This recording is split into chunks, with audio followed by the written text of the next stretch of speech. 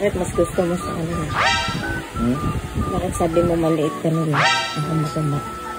Kasi 20 yung kanila. Gusto ko naman to. Mas madali yan.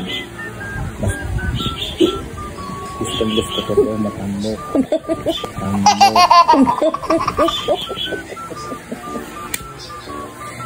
Mas madali yun. Kasi cute. Ayoko nang ganun. Umamin ka eh. Oo nga, totoo nga. Ayoko nga nang ganun. Gano'n ka na kayo sa kanila? Hey! Gano'n lang. Maliit!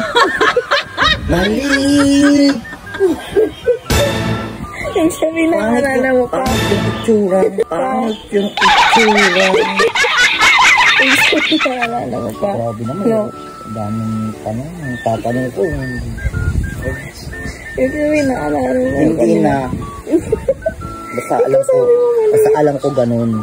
Sabi mo maliit sa'yo. Kaya nga naaalala ko lang na ganoon. Pero hindi na yung totoong ano. Sinungaling ka. Kung naaalala ko yun, di sana naaalala ko talaga yun. Sabi mo, hindi mo sumagot ka parang maliit. Sabi mo pakatitsura. Sabi na naalala mo. Ay, na nasa isip ko eh. Ay, hindi ko naman bawat detalye. Wow! Grabe naman yan. Wala. Ayun. Namin ka. Hindi na. Sino yung masarap sa kanila? Wala. Ikaw lang. Sinungaling ka, umamin ka. Wala nga. Kaya nga lang ako naka-ano ng masikip eh. Masikip eh.